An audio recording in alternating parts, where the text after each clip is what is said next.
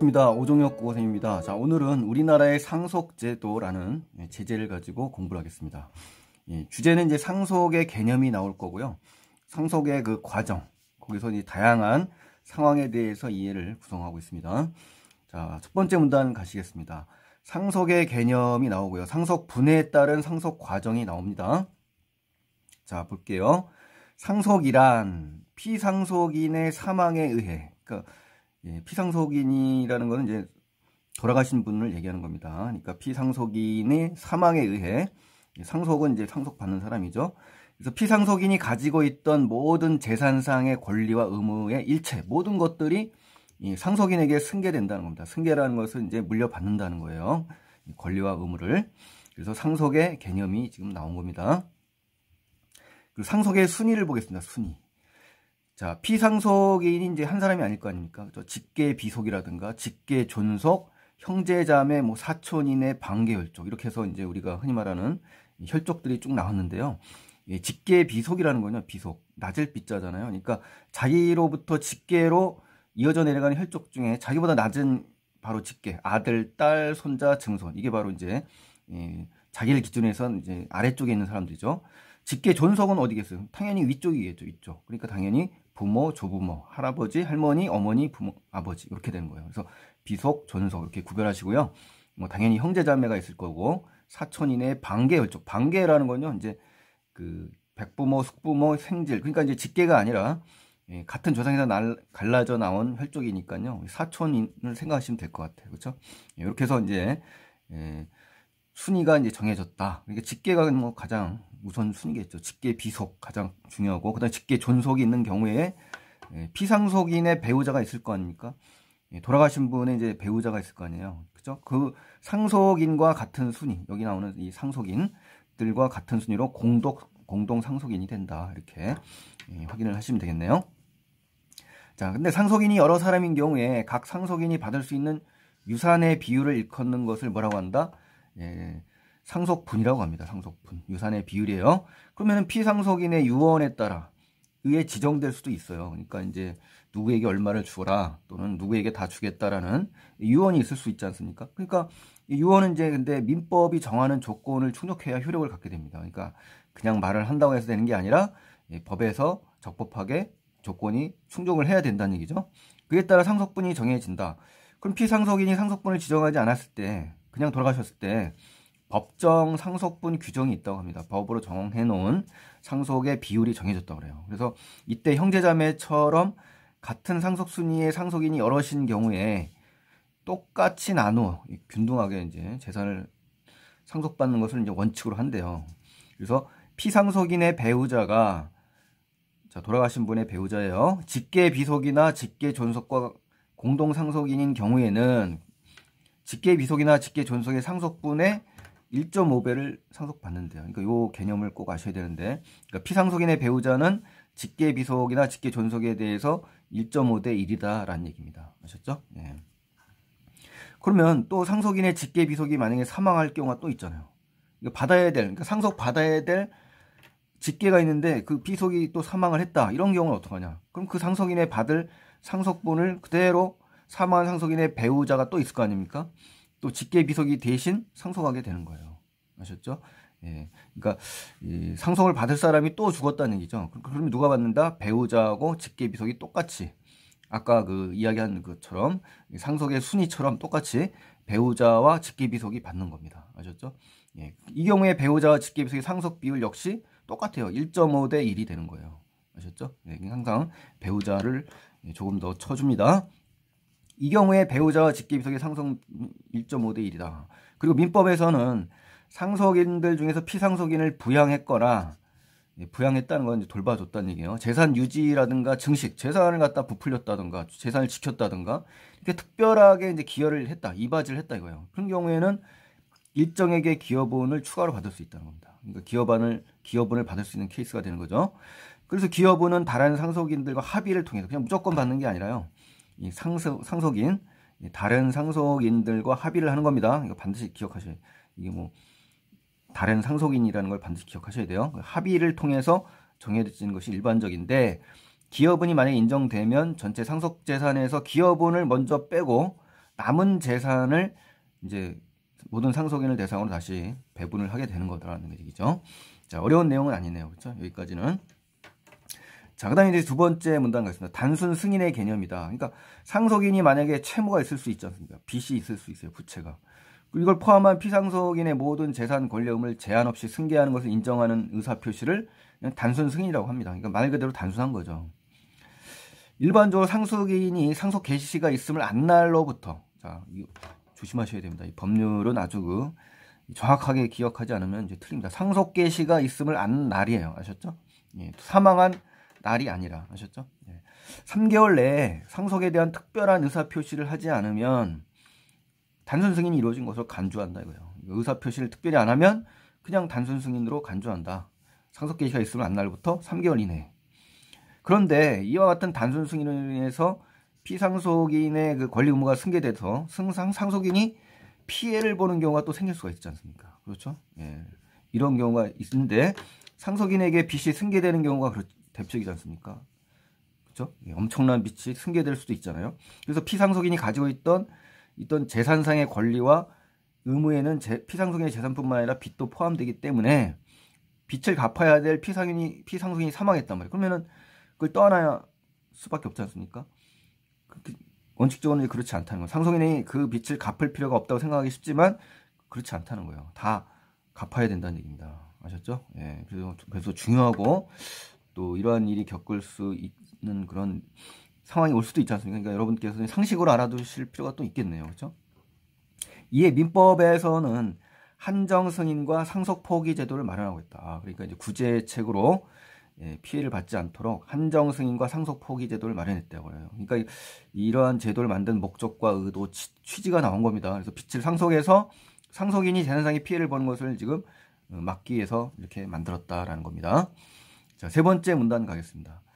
단순 승인의 피해를 막기 위해서 한정 승인과 상속 포기를 했다고 그랬잖아요. 그 개념하고 내용이 뭐냐? 그럼 한번 살펴보죠. 한정 승인은 상속인이 상속으로 취득하게 될 재산의 한도 내에서만, 그렇죠. 내가 받을 재산, 상속 재산의 한도 내에서만 빚을 갚을 것을 조건으로 상속 승인하는 거죠. 그렇죠. 예, 그러면은 청산 절차에 따라 상속인이 상속받을 재산으로 피상속인의 빚을 먼저 갚은 뒤에 만약에 나머지 재산이 있다 그러면 그것을 상속받는 거죠. 예, 이 방법 괜찮죠. 그래서 상속인이 피상속인에게 상속받을 재산과 빚의 규모를 가늠한다. 가늠이라는 것은요, 짐작하고 대중한다, 헤아려 볼 수 있다, 뭐 이런 얘기예요. 빚의 규모를 짐작하기 어려울 때, 만약에 그렇죠, 이게 얼마인지 모르지 않습니까? 이 규모가. 그렇죠? 그럴 경우가 있을 수 있죠. 그럴 때는 이럴 때 신고하는 것이 일반적이다 이거죠. 그래서 한정 승인을 신고하는 경우가 바로 이런 경우다라는 겁니다. 자, 그다음에 이제 두 번째 페이지 가보겠습니다. 반면, 이제 반면 대조라는 뜻이에요. 예, 앞에 그 한정 승인과 상속 포기가 대조된다는 얘기예요. 상속 포기는 상속에 관한 권리를 모두 포기하는 거예요. 그러니까 한정된 게 아니라 모두 포기. 그러니까 피상속인에게 상속받을 재산이 상속받을 빚보다 적을 것이 너무 확실해. 난 더 이상 받기 싫어. 이럴 때는 일반적으로 이렇게 당연히 하겠죠. 상식적으로도 그렇고. 상속 포기라는 경우를 얘기한 겁니다. 원래 상속인이었던 사람의 상속 포기 신고가 수리되면, 수리라는 건 이제 처리되면, 서류를 받아서 처리되면 그 사람은 더 이상 상속인으로 간주되지 않아요. 그렇죠? 앞 순위의 단독 상속인이 상속을 포기하면 그 피상속인의 재산이나 빚은 다음 순위의 상속인에게 이제 넘어가게 되는 겁니다. 그렇죠? 예, 상속의 권리 의무가 사라지는 게 아니네요. 다음 순위로 이제 넘어간다는 얘기예요. 그래서 공동 상속인 중 한 상속인이 상속을 포기한 경우에는 포기된 상속분이 나머지 상속인에게 넘어가게 된다. 이렇게 되네요. 자, 그러면서 상속 자격을 가지는 모든 상속인이 상속 포기를 하게 되면, 만약에 모두 다 이제 포기한다. 그러면은 피상속인의 재산이나 빚의 청산 절차가 이제 진행이 된다라는 겁니다. 청산이라는 것은 정리한다는 얘기예요. 빚을, 상속을.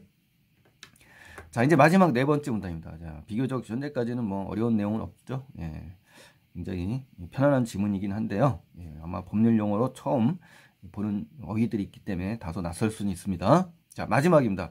한정 승인과 이제 상속 포기의 가능 시기 및 특별 한정 승인 제도를 이제 소개합니다. 그렇다면 한정 승인이나 상속 포기의 신고는 아무 때나 할 수 있느냐, 이제 시기를 얘기하는 거죠. 만약 피상속인에게 재산은 없고 빚만 있다면 피상속인 사망하지 않았더라도 미리 상속 포기 약정을 하면 좋지 않냐, 뭐 이런 충분히 이런 생각을 할 수 있지 않습니까? 그렇죠? 예. 우리 법에 따르면 그럴 수는 없다. 예. 안 된다 이거죠. 한정 승인이나 상속 포기 신고를 할 수 있는 기간을 법으로 정해놨다. 법정 기일이 있네요. 그렇죠? 그래서 상속의 한정 승인이나 상속 포기는 어떻게 해요? 상속인이 상속 개시가 있으면, 자, 상속 개시가 있음을 안 날로부터 3개월 이내에 신고해야 됩니다. 그래서 그 기간이 지나면 어때요? 그냥 아까 이야기한 것처럼 단순 승인을 하는 것으로 간주하는 것이 원칙이다라고 하는 겁니다. 그래서 상속이 개시되기 전에, 그렇죠? 상속이 개시되기 전에 상속인이 피상속인과 상속 포기 약정을 만약에 했더라 도 그건 효력이 없는 겁니다. 다만 상속 순위가 뒤인 사람이 앞인 사람보다 먼저 또는 동시에 상속 포기를 할 수 있도록 규정을 마련해 두고 있습니다. 그래서 같은 상속 순위 내에서도 어때요? 상속 포기 순서는 정해져 있는 것은 아니다라는 거, 요걸 좀 주의하셔야 되겠네요. 또한 피상속인이 빚이 많음을 중대한 과실이 없음에도 불구하고 기간 내에 알지 못했어요. 내가 중대 과실이 없었는데요. 조건은. 근데 상속인이 상속을 단순 승인한 경우에는 특별 한정 승인 제도를 두어가지고 상속인이 상속 재산보다 빚이 많음을 안 이유로, 자, 이 조건 보세요. 이거는 좀 뭡니까? 상속 재산보다 빚이 많음을 안 이후입니다. 그러니까 상속이 개시되기 전이 아니라는 거죠. 그러니까 이런 부분에서 주의를 하셔야 된다는 얘기입니다. 그래서 3개월 내에 다시 한정 승인을 할 수 있도록 하고 있다. 그래서 상속인이 재산상의 피해를 입지 않도록 하는 장치를 또 마련한 겁니다. 자, 그래서 이런 부분들이 시험에 출제될 수 있으니까 정확하게 기억하셔야 돼요. 자, 그 다음에 이제 이러한 경우 특별 한정 승인을 하면 상속재산 한도 내에서만 피상속인의 빚을 갚으면 된다라는 거죠. 자, 그래서 여기까지 이제 우리나라의 상속제도를 한번 정리를 해보겠습니다. 피상속인은 첫 번째 자신의 재산에 대해서 상속인들의 상속분을 유언을 통해 지정할 수 있다. 그렇죠. 맞죠. 또 상속 포기 신고 기간 중에 어때요? 상속순위가 앞인 사람보다 상속순위가 뒤인 사람이 먼저 신고할 수 있는 거죠. 포기 신고를. 또 공동 상속인 중 어느 상속인이 상속을 포기하면 상속분 나머지 상속인에게 넘어간다. 그렇죠. 또 상속 포기는 피상속인에게 상속받을 재산이 상속받을 빚보다 적을 것이 확실할 때 신고하는 것이 일반적이다. 그렇죠. 이럴 때 당연히 상속 포기를 하겠죠. 또 한정 승인이나 상속 포기 신고 기간이 지났다. 그러면 피상속인의 재산상 권리 의무가 모두 상속인에게 승계되는 것이 원칙이다. 이게 바로 단순 승인으로 되는 거예요. 6번째, 상속 포기는 피상속인의 사망 전에 미리 약정을 통해 법률적 효력을 인정받을 수 있다. 잘못됐죠. 한정 승인은 피상속인의 사망 3개월 내에 신고해야 된다. 사망이 아니죠. 이거는 나와 있지도 않습니다. 자, 그 다음에 상속 포기는 피상속인 사망 전에 상속인과 피상속인이 미리 약정을 했다고 하더라도 법률적 효력을 인정받을 수 없어요. 또 한정 승인과 상속 포기는 상속 개시가 있음을 안 날로부터 3개월 냅니다. 그래서 이거 정확하게 하지만 이제 특별 한정 승인 제도는 상속 재산보다 빚이 많음을 안 이후에요. 그러니까 요 개념과 요 개념을 정확하게 구분하셔야 된다라는 거 다시 한번 말씀드리겠습니다. 자, 이제 정리하고 마무리하겠습니다. 자, 지금까지 공부한 건 상속의 개념, 과정, 상속인의 자격, 상속분의 비율, 또 상속 관련된 기본적인 원칙적인 내용이죠. 상속인이 피상속인의 재산에 관한 포괄적 권리 의무를 모두 승계하는 것을 단순 승인, 그렇죠? 상속인이 상속을 취득하게 될 재산의 한도 내에서만 피상속인의 빚을 갚을 것을 조건으로 상속을 승인하는 거, 한정 승인. 그리고 상속의 모든 권리를 포기하는 거, 상속에 관한 권리를 모두 포기하는 거, 상속 포기. 이를 통해서 상속이라는 제도 속에서 단순 승인으로 인해서 피상속인의 권리 의무가 모두 승계되어 상속인이 피해를 보는 것을 억제하기 위해서 민법에서 한정 승인이나 상속 포기 제도를 마련하고 있다는 취지, 이것이 바로 핵심 내용입니다. 자, 그래서 오늘은 아주 알아도 정말 좋을 상식을 지금 공부했습니다. 우리나라의 상속 제도라는 제목을 가지고 공부를 했습니다. 자, 오늘 도움이 많이 되셨다면 좋겠고요. 도움이 되셨다면 구독 안 하신 분들은 구독 버튼 눌러주시고요. 다음 영상에 또 찾아뵙겠습니다. 고맙습니다.